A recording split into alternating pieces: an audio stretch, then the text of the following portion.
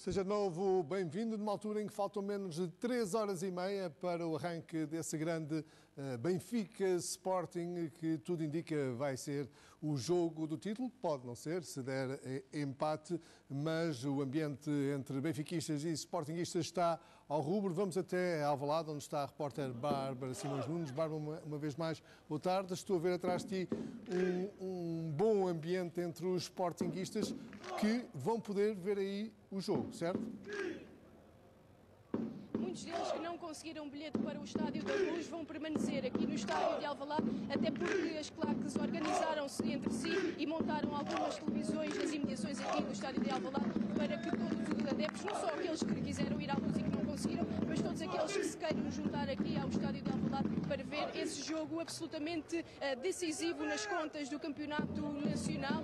Vão ser cerca de 3.250 no cortejo até ao Estádio da Luz, mas outros milhares, diria, que se vão juntar aqui durante todo o jogo, na expectativa de que, a seguir ao apito final, possam festejar o bicampeonato que foge ao Sporting há 73 anos. Há, de facto, muita expectativa, muita festa aqui junto ao Estádio José Alvalade. Está tudo a ser preparado, tudo organizado para a eventualidade de o Sporting poder ser campeão. O cortejo parte perto da CUF aqui de Alvalade, a cerca de 200, 300 metros do local onde nos encontramos, em direção ao Estádio da Luz.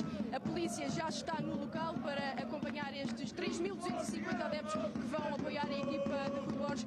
Há, de facto, também um dispositivo policial enorme em toda a cidade de Lisboa, não só aqui no Estádio de Alvalade, mas naturalmente no Estádio da Luz e também noutros locais, nomeadamente perto da Rotunda do Marquês e também do Parque Eduardo VII. Lisboa vai parar no dia de hoje, até porque este não é um derby normal, não é mais um derby entre Benfica e Sporting, é um derby que de facto pode decidir o novo campeão nacional. O jogo entre Benfica e Sporting tem início marcado para as 6 da tarde. Grande entusiasmo em Alvalade e olhamos agora para a comparação entre Pavlidis no Benfica e Viktor Gyökeres no Sporting neste campeonato nacional. O avançado grego do Benfica, em 32 jogos, somou 2.089 minutos, enquanto Viktor Gyökeres tem menos um jogo, mas soma mais 535 minutos jogados, totalizando então 2.624 minutos. Dos jogos em que participaram, Pavlidis foi titular em 25 e Gyökeres em 29. O avançado grego do Benfica soma 18 golos contra os mais 20 golos de Gyökeres, 38 golos do avançado sueco, um número absolutamente impressionante. Só na Primeira Liga, o sueco, que concorre para a Bota de Ouro de melhor marcador da Europa, tem no total 61 golos em todas as competições. No campo das assistências, Pavlidis soma 6, Gyökeres leva 8 assistências. Nos remates, o grego tem 74 contra 127 de Viktor Gyökeres. São estes os números destes. Pavlidis matou 34 vezes à baliza e Gyökeres rematou 70 vezes à baliza adversária. Pavlidis foi apanhado 28 vezes em fora de jogo, Gyökeres apenas em 9 vezes em posição irregular. No campo disciplinar, ambos viram 3 cartões amarelos e nenhum cartão vermelho. É este o desidrato entre estas duas grandes figuras de Benfica e Sporting, Pavlidis e Viktor Gyökeres, mas a verdade também, António Ribeiro Cristóvão, é que o próprio Pavlidis está numa fase bem crescente, bem em crescendo da sua forma física. Sim, o Pavlidis não teve um começo muito promissor, mas depois as coisas começaram a correr melhor e hoje, de facto, é uma das peças fundamentais desta equipa do Benfica, orientada por Bruno Lage. Tem sido utilizado com muita frequência nos últimos jogos e hoje o Benfica conta com ele como um jogador que pode ser decisivo, se não pelo menos preponderante, neste jogo com o Sporting. Mas vamos ver também qual vai ser, digamos que a marcação que lhe vai ser feita pelos defesas do Sporting, porque se é verdade que Pavlidis tem tido boas atuações, a verdade é que talvez não tenha encontrado uma defesa tão sólida como aquela que vai ter hoje pela frente, constituída pelos jogadores do Sporting. Há também aqui um aspecto a salientar, que é o aspecto dos golos marcados. Há 20 golos de diferença de Gyökeres para Pavlidis. Pavlidis tem 18 golos marcados, mas o goleador do Sporting tem 38 golos marcados, o que é realmente uma soma notável e que o leva a fazer uma temporada de ouro. Ele tem a ambição de poder chegar no conjunto de todos os jogos realizados aos 100 golos. Vamos ver se o consegue, mas de facto, mesmo não tendo a possibilidade de chegar a essa marca, a verdade é que Gyökeres está a fazer uma época notável, tudo indicando que no próximo ano não será por estas razões todas, enfim, que o tem credenciado como um excelente jogador, um jogador de grande rendimento. Tudo leva a crer que no próximo ano não vestirá a camisola do Sporting. Luís, olhando para estas duas figuras, os números de Gyökeres são manifestamente superiores, mas estamos aqui a falar também de avançados diferentes e que dão coisas diferentes à equipa, certo? Sim, sobretudo realidades muito diferentes. Enquanto o Gyökeres, começando na época passada, acentuando nesta temporada, é um jogador-alvo na frente de ataque do Sporting, ou seja, um jogador a quem a equipa recorre quase sempre, continuamente, para se aproximar da área contrária. Um Sporting que tem, até em determinadas partidas, se calhar uma extrema dependência das ações ofensivas de Gyökeres para conseguir criar grandes oportunidades junto da baliza adversária, obviamente com um nível de resposta de Vítor Gyökeres também muito acentuado, muito alto. Pavlidis, quando chega ao Benfica, o Benfica está montado ainda com Roger Schmidt para que o avançado centro não seja propriamente um finalizador, seja um jogador que alimenta muito a ação ofensiva de outros companheiros de chegada na área. Foi um jogador que creio que desde os momentos iniciais conseguiu dar, no que toca também ao seu índice de trabalho, alguma dessa capacidade à equipa, também muita capacidade sem bola, e que só depois ao longo da época, e já com Bruno Lage, é que encontrou maior capacidade para também corresponder com golos. Sendo certo que Pavlidis, nos jogos grandes desta temporada, quase sempre diz presente na capacidade de finalizar. E portanto, vários golos, não é? Exatamente, e portanto isso faz com que também possa ser visto nesta tarde como uma peça muito importante para o Benfica. Eu diria que Vítor Gyökeres acaba por ser o jogador que por si só carrega uma equipa para estar nesta penúltima jornada do campeonato, na luta pelo título, ainda para mais com vantagem em relação ao seu adversário. Já Pavlidis é uma peça importantíssima de um coletivo aliado na frente, onde há mais ameaças. E olhando para as duas equipas, obviamente Gyökeres destaca-se, mas no Benfica estes menores números de Pavlidis também significam que há mais jogadores com capacidade de finalização, com capacidade de marcar, e isso poderá trazer defensivamente mais dificuldades para o lado do Sporting. Estamos a ver então as imagens da festa em Alvalade e também imagens do Estádio da Luz. António Rui Cristóvão, este jogo pode encetar aqui um ciclo, caso em caso vitória do Sporting, um ciclo do Sporting no futebol português com a conquista de um bicampeonato. E vimos muitas vezes ao longo da época Frederico Varandas olhar para isto quase com alguma tranquilidade. Também teve essa tranquilidade e algumas certezas com João Pereira e não correu bem, mas vimos um presidente do Sporting a olhar para a conquista do campeonato como a acontecer algo perfeitamente natural. Pois, algo perfeitamente acessível, mas realmente isso não está a acontecer e as coisas começaram a ser mais difíceis, sobretudo neste último terço do campeonato, porque até à jornada 11 o Sporting somava 11 vitórias com Rubén Amorim. Mas depois, com a saída de Rubén Amorim, pensou-se na hecatombe. E, de facto, essa hecatombe ainda se tornou mais visível a partir do momento em que o presidente do Sporting contrata João Pereira e se vêem os resultados obtidos por João Pereira. Depois dele ter sido anunciado como treinador com um grande futuro, poderia vir a ser reclamado por grandes potências do futebol mundial dentro de 3 ou 4 anos, mas acabou e está, enfim, agora acabou por não se concretizar e está, inclusivamente, numa divisão secundária da Turquia como treinador de futebol.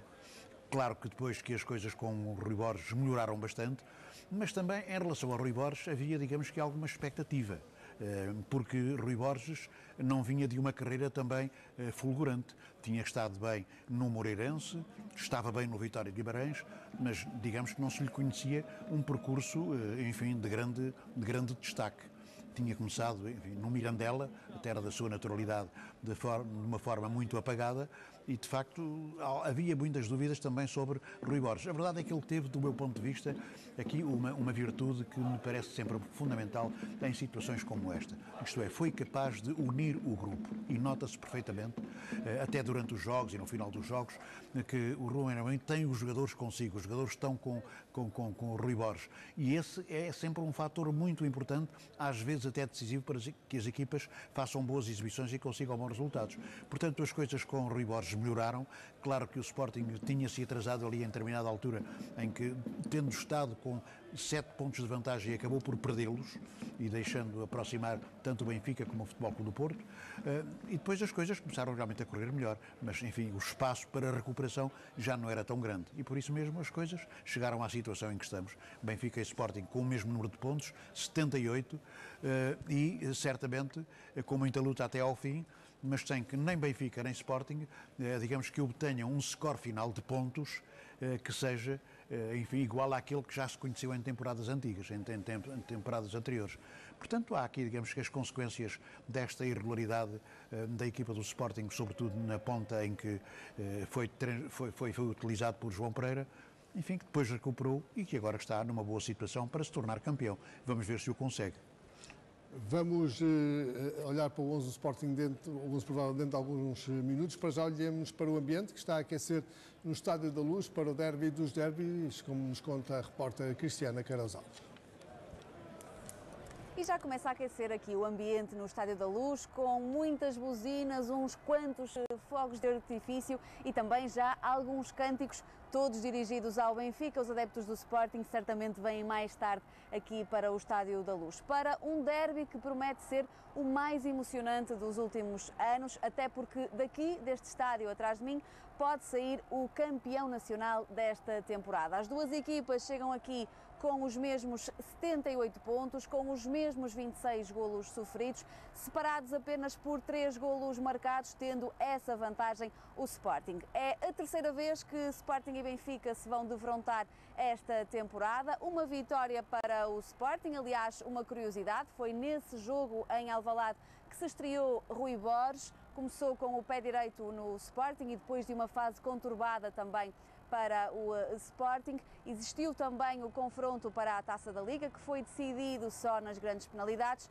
Aqui o Benfica foi mais feliz, conseguiu vencer e hoje vão discutir o título Rui Borges e Bruno Lage. Para um pode ser o primeiro título da carreira, para o outro, Bruno Lage, pode ser o quarto título da carreira, recordando que já foi campeão pelo Benfica. Para os adeptos, certamente um jogo que se espera com muita ansiedade, com muita expectativa, não só para se conhecerem os 11, mas também porque esta rivalidade histórica coloca frente a frente os dois grandes rivais da cidade de Lisboa e por isso também, digo eu, ganha um outro sabor este título por se poder decidir num confronto entre os dois. Numa época que não foi brilhante para nenhuma das equipas, com contratempos tanto para Benfica como para o Sporting, talvez mais um pouco para o Sporting, que perdeu 2 treinadores, teve muitas lesões, mas hoje talvez nada disso entre em campo, porque estamos a falar de um jogo que pode decidir tudo, mas que também pode não decidir nada e adiar tudo para a última jornada, em que as emoções vão estar ao rubro. Vamos ver quem consegue controlar mais e se é mesmo hoje que vamos conhecer o campeão nacional deste ano. E olhamos agora para o meio-campo das duas equipas, onde há 2 jogadores incontornáveis de Benfica e Sporting. Falo de Frederik Aursnes no Benfica e Morten Newman no Sporting. O norueguês do Benfica soma 2.280 minutos em 28 jogos, enquanto o dinamarquês do Sporting soma 2.131 minutos distribuídos por 27 jogos. Destes, Aursnes foi titular em 27 e o Newman foi titular em 25. O número 8 do Benfica marcou 3 golos neste campeonato, enquanto que o capitão do Sporting marcou 2 golos. Vamos olhar para assistências. Aursnes já fez 5 e Newman 2. No que diz respeito a remates, Aursnes soma 25 remates, dos quais 11 foram à baliza, enquanto Newman soma 15 remates, destes 7 foram à baliza. No campo disciplinar, Aursnes já viu um cartão amarelo e nenhum vermelho, quanto a Newman Esse já foi expulso uma vez e viu a cartolina amarela por 8 vezes. Se vir um amarelo hoje no derby, falha a última jornada frente ao Vitória Sport Clube. Por fim, Oostens contabiliza 12 faltas cometidas, enquanto Human soma 28 faltas cometidas. E isto também, retomo a conversa com os meus convidados, Luís, isto acontece também porque, apesar de serem dois jogadores de meio campo, jogam em posições diferentes, sendo que Human é um 6, certo? Sim. Tende a ser um 6 na equipa do Sporting, apesar de que com Ruben Amorim tinha uma liberdade posicional que lhe permitiu fazer um conjunto de remates. Eu diria que a maior parte destes remates de Morten Hjulmand terão sido realizados nas primeiras 11 jornadas do campeonato. Foi uma dimensão do seu jogo que depois foi sendo retirada ao longo da temporada. Oostens, por sua vez, poucos minutos terá a jogar numa dupla de meio campo, ou seja, é sempre um jogador que aparece em espaços ligeiramente mais adiantados. No trio de meio campo habitual com Florentino, Cockchu e Oostens, Oostens é o médio que está posicionado mais à frente, é um jogador com muita presença no momento sem bola, pela forma como pressiona, inclusivamente já teve alguma utilização como médio mais descaído, ora à esquerda, ora à direita, médio ofensivo ou também como lateral. Agora, naquilo que eu creio que os dois jogadores se comparam é no índice de trabalho que trazem para o jogo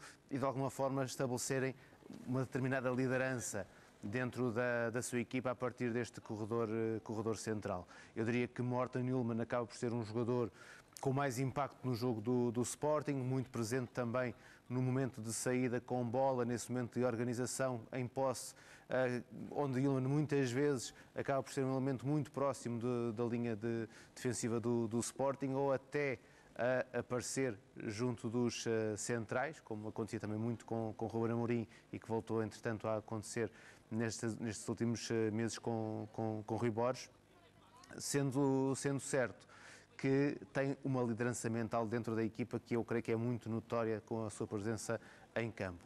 No caso de Oostens, é um jogador muito ausente nesse momento de início de construção com bola, mas um jogador que em vários momentos do encontro tem situações de progressão, de controle de bola e de finalização, ou seja, de aparecimento dentro da área do adversário, que o faz ser sempre uma peça à qual se deve prestar muita atenção, porque acredito que, olhando para o conjunto, para o 11 do Benfica, e quando o adversário está a montar um esquema defensivo, Oostens, na maior parte das vezes, não estará nas prioridades. Há que travar Pavlidis, há que travar Aktürkoğlu, há que travar Cockchu em espaços mais recuados, há que travar Di Maria ou um outro dos extremos, há que travar as subidas dos laterais. Oostens pode não ser um jogador que traga essa dimensão de ameaça tão grande e eu creio que ele se aproveita muito disso, acabando por ser um jogador que aparece de surpresa e com isso ajuda o Benfica também a conseguir melhores momentos de finalização. Vemos imagens do Estádio da Luz e também de Alcochete, onde já há muitos adeptos do Sporting à espera que o autocarro com a equipa saiam para manifestar o seu apoio. E António Ribeiro Cristóvão, podemos afirmar de alguma forma que o Sporting, o meio-campo do Sporting está mais problemático do que propriamente o meio-campo do Benfica? Sim, o Benfica tem a possibilidade de recorrer a mais jogadores do que o Sporting, sobretudo porque o Sporting passou ali um período de algumas dificuldades, com lesões que prejudicaram sobretudo esse setor do campo e onde os treinadores do Sporting têm tido alguma dificuldade em se socorrer de elementos suplentes para preencher estes lugares. E a verdade é que às vezes já foram chamados jogadores, enfim, do Sporting B para serem, enfim, elementos da equipa principal.